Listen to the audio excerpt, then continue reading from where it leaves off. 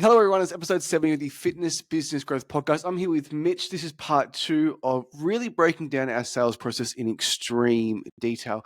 Part 1, we covered offer is king. I think it was episode 68 from memory, so go back and check that out. We've got lots of positive reviews on that, mate. I think people like to get in the weeds like we do. Yeah. It's just we're talking to fitness business owners. Very important. So if you're not a fitness business owner, leave the podcast. Get the hell out. You're going to get absolutely no value from this episode. So I guess breaking down the sales process, we've gone back and forth for a while now in regards to how can we separate this into different episodes to make sense in chronological order? And after the offer is king, the next step is to generate leads. And today we're going to talk about, in particular, lead generation campaigns on Facebook ads. So, mate, do you want to explain what a lead generation campaign is on Facebook? So when you set up a Facebook ad, you choose the objective, and lead generation is one of the objectives, and that's the one that we prefer. And when you're generating leads, for us, we like to use lead forms or instant forms. It's there on Facebook. So that's where you're running an ad, and the call to action or the next step for them to do is to leave their contact information. So then you can follow up with them, which we'll get into. And for those at home, the lead form is the form that pops up inside of Facebook, where you leave your name, your phone number, your email. Quite often, Facebook auto-populates, which is really nice. And then from there, they hit submit, you get their details, and then you can have a call to action after. We'll expand on that further. But in regards to... One sec, I'll just pull you up, because it used to be, this would be an external landing page. Yeah. And it was maybe like 18 months ago, I think, or 2 years ago, Facebook decided that they wanted to stop sending people off platform to an external lead landing page or website and keep everyone on Facebook, because they found if people clicked off it, they might not come back on. Yeah, and the argument before lead forms, and would call it conversions in regards to website leads, were conversions on your website are more qualified than leads that come through a Facebook lead form, because there is more hoops to jump over for that consumer. Now, while I have seen that sending people to a website, the quality probably is a little bit better, you're still getting dog shit through. So my whole thing is, open up the floodgates, let them all through, and the sales process itself after is really what can determine a lot of the quality. Yeah, there's no doubt that more qualified lead is preferable, but when you're looking at the decrease in leads that you would get from one of those conversion campaigns or setting people to a landing page or a website, the ratios and the numbers, we don't feel that makes sense. So like you said, leave the floodgates open, let the leads through. It's also just the ease. Like, do you know how to build a landing page? Do you have ClickFunnels? Do you know how to install the Facebook Pixel? Do you know how to install a conversion pixel event? Do you know how to go to Events Manager? Do you know how to test the pixel? Like, a lot actually goes into running a conversion campaign compared to just setting up a lead form, and it's all inside Facebook. And since we've been using them, they've only gotten better. You can have questions, you can disqualify people, you can actually have lead forms with more intent now. We've got to slide the submit button. And again, from Facebook's point of view, they want you on platform. So Facebook is going to punish advertisers that send people off. Therefore, your cost per click, cost per lead is typically going to be higher. Yeah, and the big thing which you mentioned earlier is it literally auto-populates. Oh, so good. It sounds so stupid for anyone listening to this, because we're not in the category that of people that get marketed to.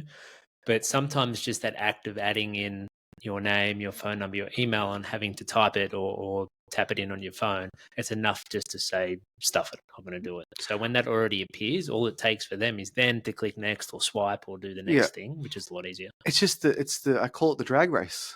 And one little pebble on that road, mate, can derail a car going 200 k's an hour. If there's a little pebble in that process, whether even your landing page loads slowly, like there's so many things, like if they have to choose the country code for the phone number, like any small thing will get them to not leave their details. Because remember, it's pattern interrupt marketing. They're not there in the first place to sign up to a gym membership or to register interest. They're there to talk to their friends. I'm sure we've all been there when you're on Facebook or Instagram, and then you go to a landing page, and it actually appears really really, it's actually like really ugly the way it appears like on your phone, because it's not in Safari or it's not in Chrome. It's kind of like in that Yeah, in Facebook Facebook. platform, and it can take a while to load, and it's not configured the right way. So, like like you just said, the actual user experience there is not a great one compared to what we're used to. So that can be enough people to be loading, loading, loading, and then just click off and move on. Yeah, and the other thing too, like with lead generation campaigns, we often see people actually choose the wrong campaign objective. So a good one would be they choose traffic. I want traffic to my website. I'm going to choose traffic.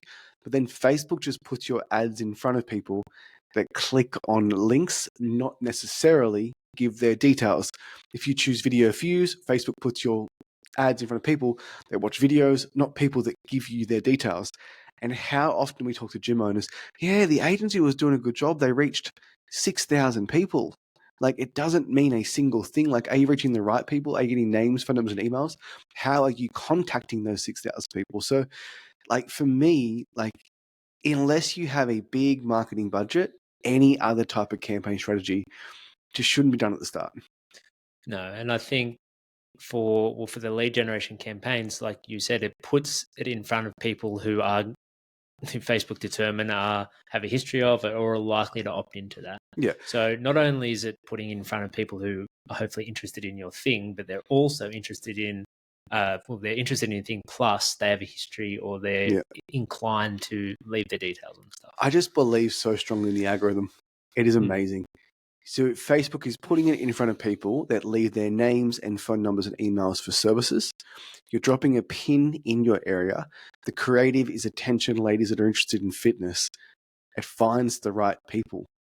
Not to watch video views, not to visit your website, that want to learn more. Have you seen lately there's like some default settings that are new in the ads manager, and it's sort of trying to even veer people away from having like a defined It's audience. Advantage Audience Plus. Yeah. So if we make an audience 30 to 50 or 40 to 50, it'll say, I think it's like a pop up and it might say, "Are you sure you don't want to?" Yeah, you have to switch to original audience now. So like the default is to not do that, because Facebook is getting so much better. It's like you can keep it as broad as you want, and even if the audience is 18 to 65 plus, it's going to find those people that are most likely to do it. So for me, mate, like if you're trying to generate leads, names, phone numbers, and emails based on all the ad spend, based on all the data that we have, you'd be crazy not to use lead forms. Now, when you choose that lead generation campaign objective at the ad set level, there are options to choose website. There are options to choose Messenger. There are options to choose instant forms and Messenger.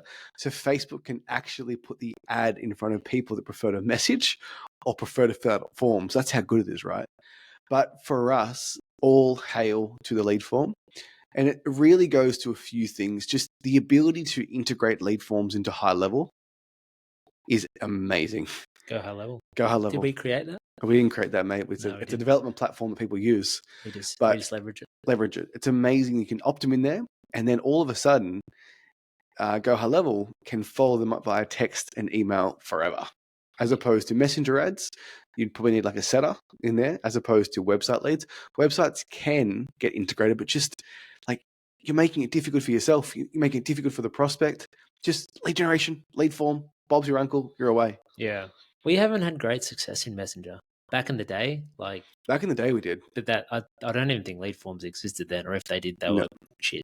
But yeah, nowadays we find that, like you said, it all integrates up to the software. You can have automations that go out. You can have links that get set out. You can follow them up forever. Whereas Messenger, yes, you can have an employee and they're messaging them, or you can get like a mini chat or something like that.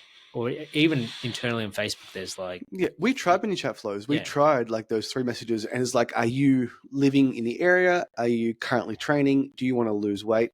Wait, there's one more step, booking a call. So I've tried to do the exact same thing through a mini chat flow as I've seen on lead forms. But again, if they don't complete that final step in booking a call, you don't get their name, phone number, and email. And how easy is it to text blast leads as opposed to reactivating people on Facebook or Instagram? Yeah. And you've got that lead as like a Facebook Messenger, but you don't have the ability to do those mass reach outs. So it'd be interesting for anyone listening, if you had success with Messenger, campaigns? Like, it'd be cool to hear it. I think online coaches do. And the reason being is like it's more they have to have a conversation online to build that trust before someone will give you their name, their phone number, their email, and then book in a call. And all the people that you listen to, you look up to, like Tanner Chisholm is a really good one, right? You listen to his advice, but he's fantastic at online coaches. So you listen to him, you get this complicated ManyChat flow, you get these tripwire funnels, you get 10 different landing pages, you get a VSL, you get upsells, side sells, cross sells, you got a triage call. If you own a gym, it's so simple. Like, drop the pin. Because There's a reason why we run ads for free for Done For You. Like it's not that difficult. Well, because you're confined by your local area, whereas coaching, if you're like, obviously when we promote our consulting business, that's very different. But like Tanner Chittister, for example, like he has this massive coaching company and he needs to qualify leads and have a bit of a process around trying to build trust. Whereas if you're a local gym and you've got a brick and mortar location and somebody's within a couple of Ks, like what more do you actually need? Like the legitimacy's there. You're a business. Here it is. Here's our address. Here's our social media page. And it goes back to the offer, 28-day beginner challenge for ladies in Cardiff. The algorithm is amazing. It puts it in front of people that are going to opt in their name, their phone number, their email. They have an option to book in a call straight away once they submit that lead form. If they don't, it integrates into high level. They get a text saying, "Hey, Mitch, it's Jamie from Breakthrough. Notice you haven't booked a call yet. Are you free this morning or this afternoon?" And it's so simple, mate, that people just want to complicate it. That's it. Like all the agencies, we come up with your 10 funnel strategy, the 10 funnel strategy, the brand awareness strategy, top of funnel, minimal funnel, bottom of funnel. No, they're dropping the pin. They're fucking dropping the pin.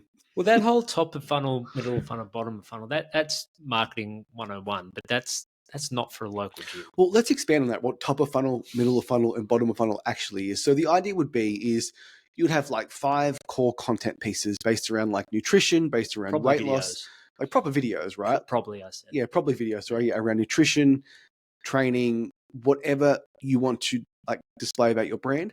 Someone will watch 15 seconds of those videos, which is called a through play on Facebook.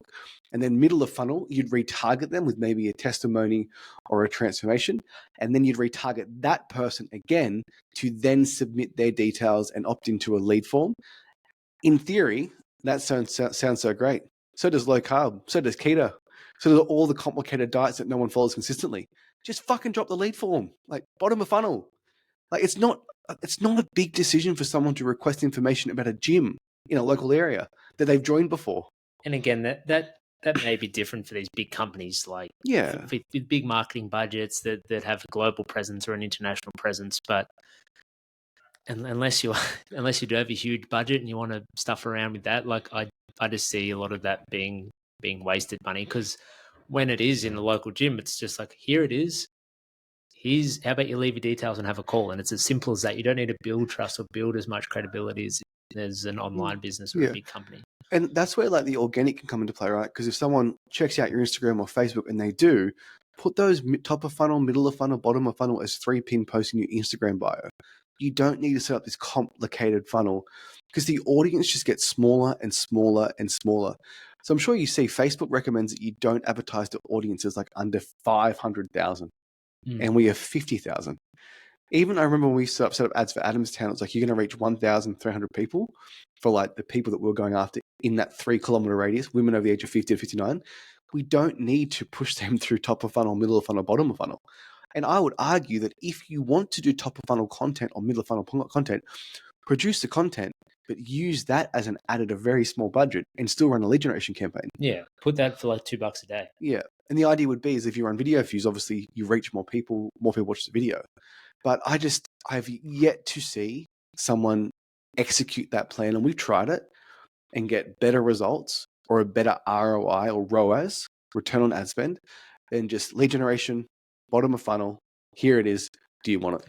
You got to remember what we're selling too. Like, it's fitness. It's not something that is always the most thought out decision. It's more on a whim.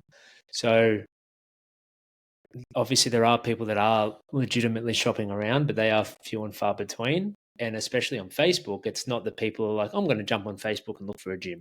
It's something that pops up. And as soon as that pops up, ad, text banner, photo, video, we want them to be able to then take the next step and leave their details, so then we can follow them up and hopefully organize an appointment or a call or whatever your next step is, while their motivation is there. Because the next time they see your ad, they might not have it. Like, the motivation is fleeting when it comes to fitness, and especially when you're marketing to people who aren't really training, which we found to be the only way to really do it on Facebook. And you know what's wild, mate? If you do this top of funnel strategy where they start watching your videos, they're actually going to be shown other gyms ads in the areas.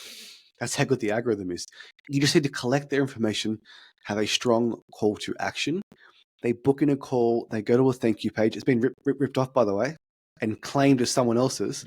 They go to the thank you page, they watch the video, they go through what does it include, the bonuses, the FAQs. It is the sales process that does the branding. That the sales process is top of funnel is lead form. Middle of funnel is like the nurture sequence. Bottom of funnel is the phone call. That's a good way to put it. And we got to remember, it's direct response marketing. Like, we're not advertising. Like, it's direct response. You put something out and you want a direct response, and that is person's details. So then you can follow them up forever. So why you got them on your list. So I think that a lot of marketing agencies, this isn't fitness specific, this is agencies in general, they make it sound a lot harder than it actually is to justify their retainer. Well, if they come onto a call with someone and the person on the other end has a good understanding of what we just spoke about, for this other person to seem smart, to seem like they can provide value to this person, they are going to talk about all these things and all this marketing gobbledygook, which may or may not be true, but it isn't applicable to the local fitness business. No, so it's and again that's whatever. They may actually believe that, and that's fine. But for us, we just feel like telling it exactly how it is, and this is what we've seen, and we're in the position where we work with a lot of different accounts, so we've been able to see what works and what doesn't. And it was interesting because about 2 years ago, before we worked with other gyms, I was really confident that we were onto something with how we were doing it. And then it hasn't just worked in our gyms in Newcastle, it's hundreds of gyms later. Like across all modalities, across all towns, across cities, across states, even across countries. I'm yet to find something that is better at generating leads and sales, a good old-fashioned lead generation campaign, and the lead form that pops up inside Facebook. And it will change at some point, but here in I hope not. Yeah, May 2024, like, this is the way. And maybe in another year, 2 years, 5 years, we're saying something else. But for now, this is what we're finding would be the best. And we often make a joke that the only reason why like our business wouldn't work anymore is if Facebook shut down lead forms. But then there'd be another way. Yeah, Facebook's just getting better. Like, lead forms didn't exist 2 years ago because it was complex to set up a landing page and all the shortcomings of that. So they're trying to make it as easy as possible for How much did lead forms cost ClickFunnels? Yeah, like a shitload. Yeah, I think if you're making predictions about the future of marketing, I'm betting on Facebook to continue to be the juggernaut into the future. A lot of fear mongering. You need to diversify your leads. I understand why I'd say that, but it's Facebook, it's Instagram, like pretty big company, right? And it's interesting too, right? Because people keep saying the cost of advertising is increasing, and it is at scale for these massive online brands. But I've seen leads for gyms be pretty steady for years and years and years now. And in the right location with the right offer, we're seeing 2015, 2016 results. Well, even if it is getting more expensive, what's the alternative? Yeah, like, of course. Nothing. Yeah. There's obviously all the other ways that you can advertise: radio, TV, newspaper, like Google, all those things. Like, they are still far inferior to Facebook. I still think Facebook advertising is really underpriced. So I often bring up how much we've spent on ads to acquire gyms across Australia the last 2 years, and it's not as much as you'd think. And we've gone from relatively unknown to like one of 5 to 10 options in Australia. And it's just because attention fitness business owners, we have this fitness business offering. We want to work with fitness businesses just like yours.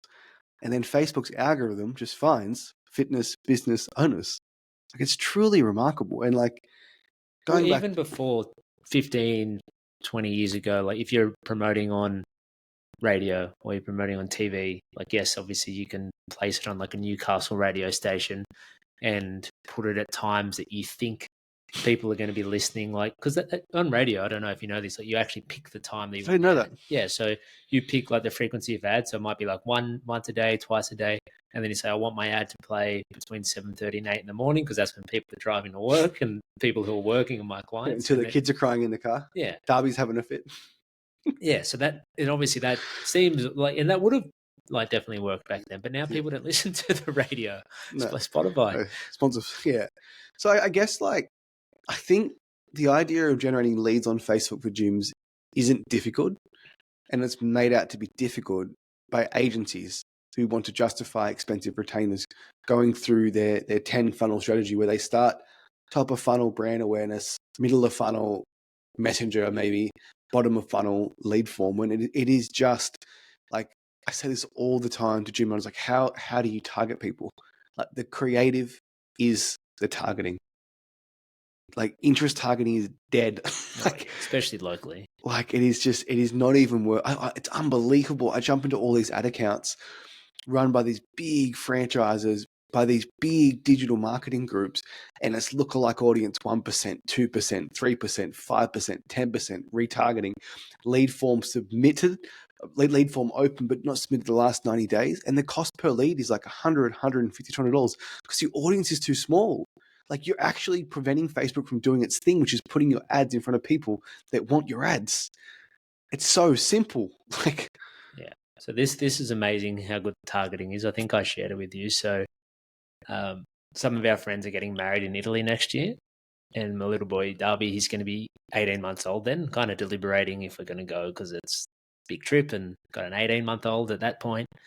I literally got an ad on Instagram about traveling with toddlers to Italy because I had messaged you or I'd Googled it or I'd maybe picked up my microphone, whatever. But like, if you don't need any, if you need any more evidence that like how accurate the algorithm is, yeah, that is it. And that obviously they just know where I am, and they've got, Facebook has so many, what's it called, data points on thousands of data points on what you look at, what you stop on, what you click on, what you tag your friends in.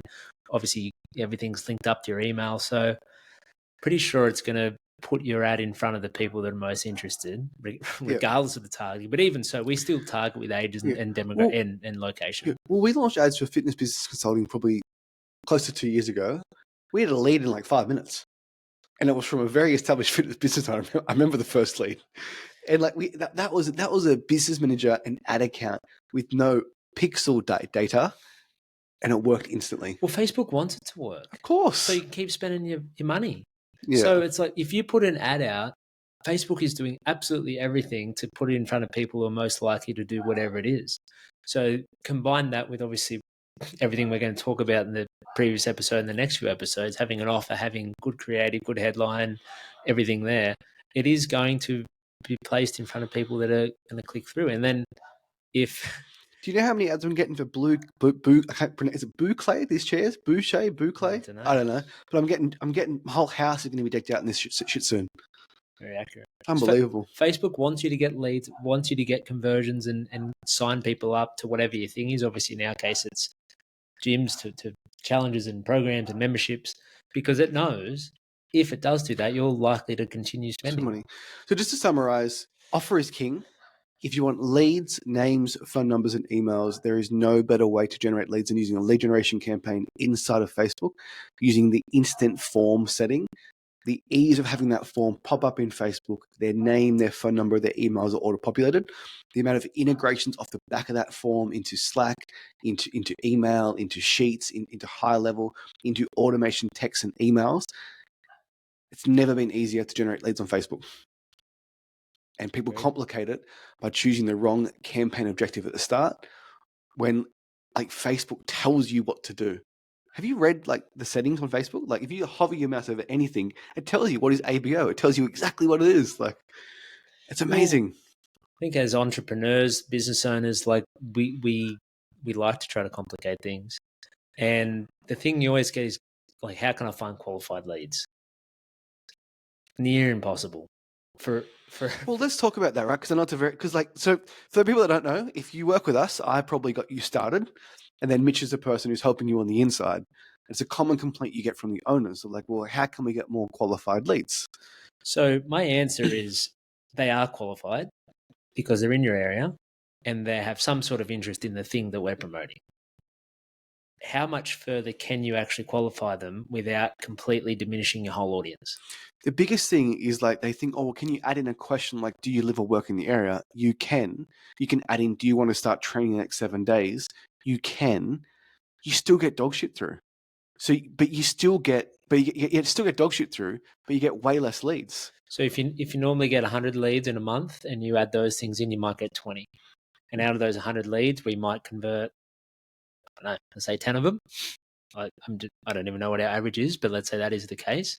If you get 20 leads through, you're not going to convert half of them and No. get 10. So we feel You might like convert 3. yeah, like maybe it is a slightly more qualified lead. And for the owners, we would love people to opt in and just be like, "Hey, I'm ready to train. Like, where do I sign up? Like, here's my credit card." Yeah. It just doesn't happen like that. There's never been more competition. There's never been more people advertising because of what we're just saying. There's never been more modalities of fitness. So you aren't going to get people just ready to jump in. The people who are qualified leads, and you want people already training, they're ready to make a decision. They don't exist.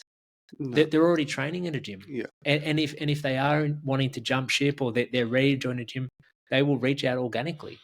And based on how good the algorithm is too, it even makes that first contact so much more important. Speed to lead, not to mention if they have become a lead, if they have booked in a phone call, that landing page, the thank you page, the transfer of trust page, it will prevent them from opting in to other gyms' ads that they're inevitably going to see because Facebook thinks this person is interested in fitness in Newcastle.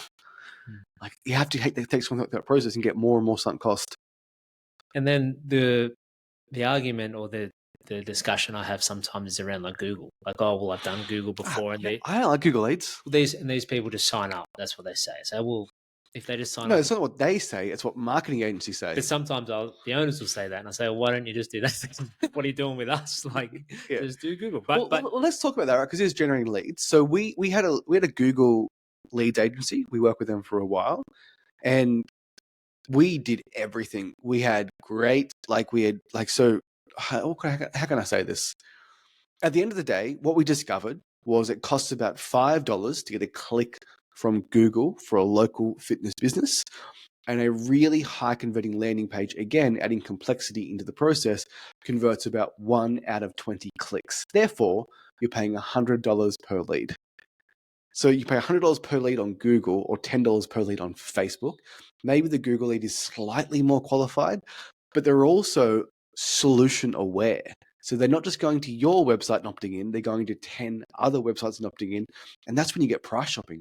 I truthfully, I close less Google leads on average than Facebook leads because they were actually looking and shopping around. Compared to lady, lead form pops up, opts in, books in a call, 24 hours later, she's in the gym. very rarely do we get shopping around of the lead generation campaigns on Facebook. So they weren't looking. They were never looking to start. Whereas, yes, the person on Google is a more qualified lead. They're seeking out fitness. They want a new program, new trainer, new gym, but they're probably left their info at the other 5 gyms near you too. Yeah, and the other thing too is like Google, the platform. Like if you're a builder and you're building decks and it's 50K and your margin is 40% and you make 20K per job, you can afford to be on Google. But if you've got a small marketing budget like most gym owners do and want to go as far as possible, then Meta is just far superior. And you talk about being on brand, at least in Meta, you can actually go on brand. You can have images, you can have videos, you can have your fonts, your colors. Google is just a text-based ad. It's just a text-based ad. It's the nature of fitness too, because if you're wanting to get something done on your house or get renos done, for starters, you might already know a builder or someone, but that is something that you will Google and you'll look it up. You really want that done. Whereas fitness, it's a fleeting moment. And yes, there's an argument that you want to get your deck done and you make some calls, then you don't. Imagine someone dying. Like, so there's your shit in your toilet that's overflowing. You're going to Google plumber in Newcastle. And man, I just got to find this 28-day challenge on Google. Got to search through every page of Google until I find the perfect 28-day challenge for me. It's preposterous that you would think that. No one's dying to do a 28-day challenge. Like, they're dying to fix their toilet that is flooding their bathroom. And there's never been more competition. And everyone knows that every gym's looking for clients. Maybe five new people. Yeah. And whenever we get frustrated, it's all because like we just see gym owners make the same mistakes time and time again. And it's no one's fault in particular, but it's definitely a lot more complicated, or made out to be more complicated than it actually is. So we have a video on YouTube, by the way, lead generation campaign setup. It's a 45-minute video. I walk you through A to Z exactly how to do a lead generation campaign, how to duplicate the ad set quickly, add 3 new images. You can set it up in 10 minutes. Like, you really can. And that will get you better results than your 10 marketing funnel system. Yeah, I think there's an argument that people just try to, whatever they're selling you, like they're just trying to seem different from the other mob who have said the same thing. But it's like nutrition. How are you guys different? Oh, we're not. The thing about nutrition, like if someone comes to you and you're talking about carnivore this or keto that, or there's all those different styles. But we all know, everyone listening here who's in the fitness industry knows how it is that people can lose weight and gain muscle, and it's none of that shit, truly. Yeah. And this is, in our opinion, the same thing for local gyms. Obviously different as soon as we go bigger. But so if you're selling golf clubs, there's a case to be made that you would interest target Tiger Woods, Phil Mickelson, Titleist, Rory McIlroy. Your pixel would get seasoned over months and months and months and months and months. You then can go broad targeting because you're selling a particular wedge that is a different angle to a different wedge. You probably wouldn't even need an interest target really now. No. Like, you probably would, but you could probably just say golf clubs this, and you would get people who. I'll give away my secrets, mate. So when I interest targeted for fitness business consulting all the way back in the start, do you want to hear the highest interest target? It was Jillian Michaels' personal training. That's right. So fitness business coaches out there watch this podcast, try that interest. But however, it doesn't work anymore. I've tested it. Just broad. Yeah. It's just too simple. Well, like I said, Facebook wanted to be simple. Yeah. They literally don't Do you want get calls from Facebook to help set up ads? I have, yeah. Yeah, I get Facebook saying, hey, we can help you do it. So Facebook don't want you to have to hire a marketing agency. And we're doing ourselves out of business here. Either the franchisors. But like they want to make it so simple that you can come in and spend your money and generate leads and interest in business for your business without having to get external help. And so then it's all about the actual sales process, which we'll talk about next. Guys, thanks for listening. As always, episode 1 was Offer is King. That was episode 68. So episode 70, we're going to do, I don't know how many parts this can go for. It'd be a while. But this is the lead generation campaign. Again, video on YouTube. I'll put it in the description, is how to design a lead generation campaign. I will put it in the description, yeah. It's a pain in the ass to do that. Yeah, I think what we'll also do, mate, I think we should also have other training videos in regards to like how to do video views, how to do traffic, visit Instagram profiles, a popular one. We'll have every single... Why would we do that when they just should do lead generation? That's right. Don't confuse anyone. Yeah. All right, guys, thanks for listening. Have a lovely day.